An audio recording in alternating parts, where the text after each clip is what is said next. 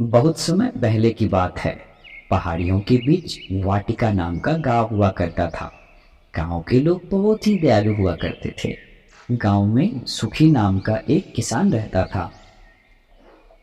सुखी रोज जंगलों से लकड़ी काट के लाता और उन्हें बाजार में बेचकर कुछ पैसे कमा लेता था, जिससे उसका घर चलता था।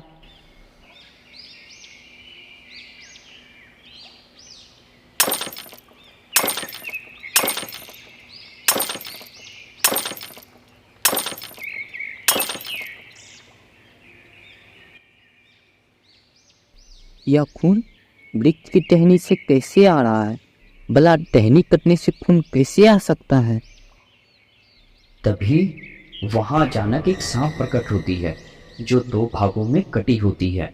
यह सब देख सुखी डर जाता है और डरकर वहां से भाग जाता है।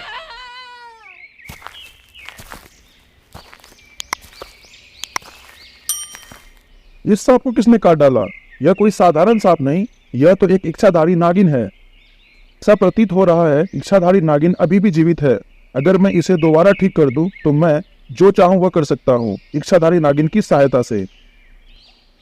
तांत्रिक कुछ मंत्र पढ़ता है और इच्छाधारी नागिन के शरीर के कटे भागों को जोड़ने की कोशिश करता है। मैं इस नागिन को पुनः ठीक क्यों नहीं कर पा रहा? मुझे किसी न किसी तरह से इसे ठीक करना ही होगा।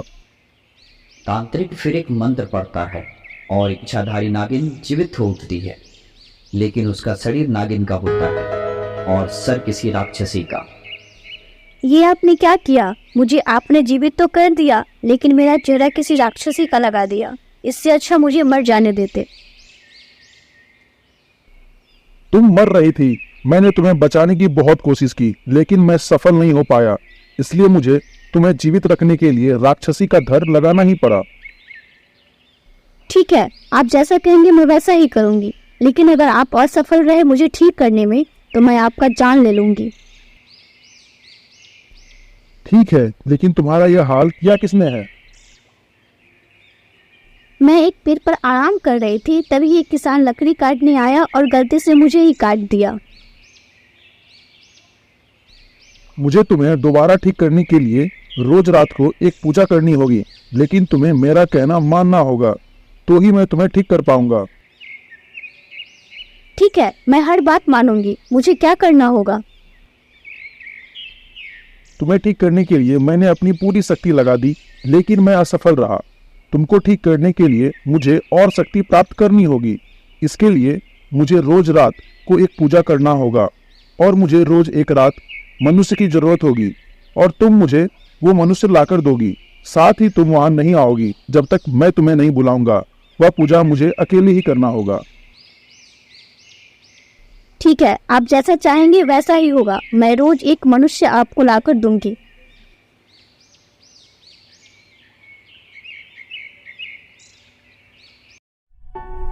राक्षसी नागिन रोज पास के गांव से किसी एक इंसान को उठाकर ले आती थी। वह इंसान को तांत्रिक को सौंप दिया करती थी। तांत्रिक रोज एक इंसान का खून पिया करता था। इस तरह तांत्रिक धीरे धीरे और भी ज्यादा शक्तिशाली होते जा रहा था। नागिन को क्या लगता है मैं इसे ठीक करूंगा? कभी नहीं।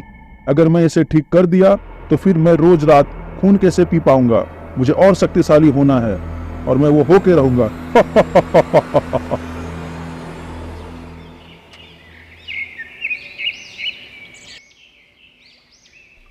पता नहीं इस गांव को क्या हो गया है।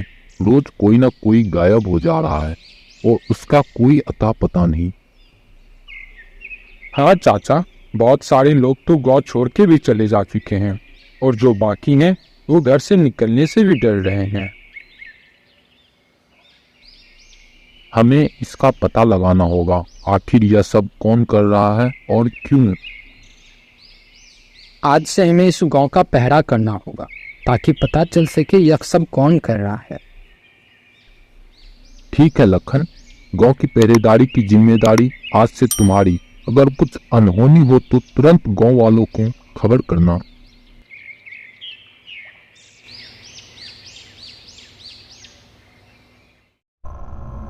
रात का समय था।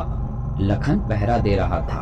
तभी गांव में एक राक्षसी नागिन आती है, जिसका सर राक्षसी का और शरीर नागिन का होता है, और वह एक व्यक्ति को उठाकर जंगल की ओर ले चले जाती है।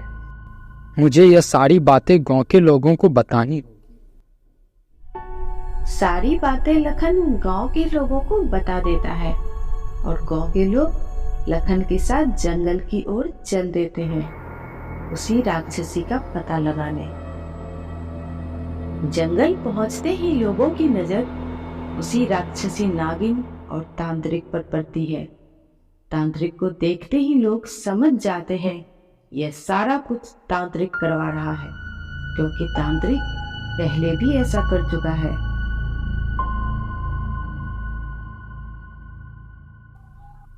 हमें जल्दी कुछ करना होगा, अन्यथा इस तरह हमारे गांव के सारे लोग मारे जाएंगे।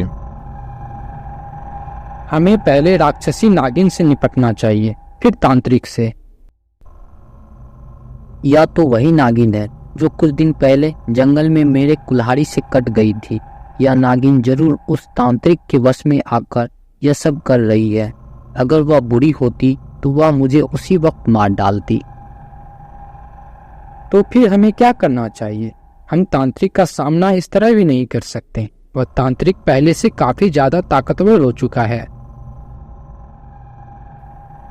हमें उस नागिन से बात करनी चाहिए। क्या पता वह नागिन हमारा साथ दे दे। अगर ऐसा होगा तो हम तांत्रिक का सामना कर पाएंगे, और हमारे पास दूसरा कोई रास्ता भी तो नहीं है। ठीक है, चलो पहले हम नागिन से बात करके देखते हैं। गांव के लोग नागिन के पास जाते हैं और उन्हें सारी बातें बताते हैं।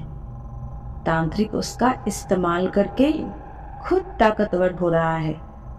तांत्रिक ने कभी किसी का भला नहीं किया, तो फिर नागिन का भला कैसे करेगा?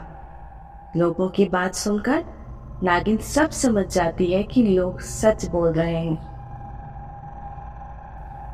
मैं एक इच्छाधारी नागिन हूँ। इस तांत्रिक ने एक राक्षसी का सर लगाकर मुझे भी बुरा बना दिया।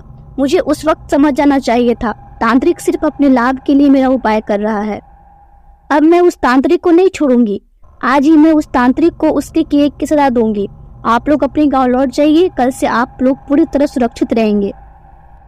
गांव के सभी लोग अपने घर वापस लौट जाते हैं और एक नया सवेरा होने का इंतजार करने लगते हैं।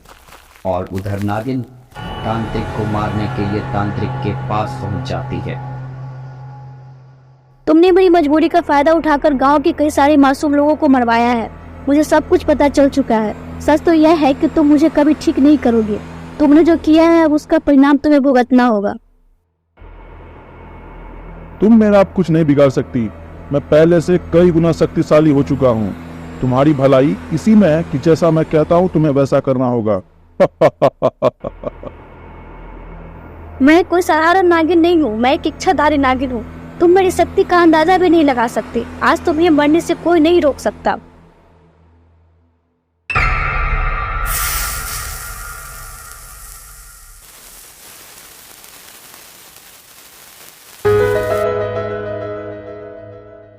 अगर यह गांव वाले सही वक्त पर मुझे सचेत नहीं करते तो न जाने कितना सारा अपराध करती मैं।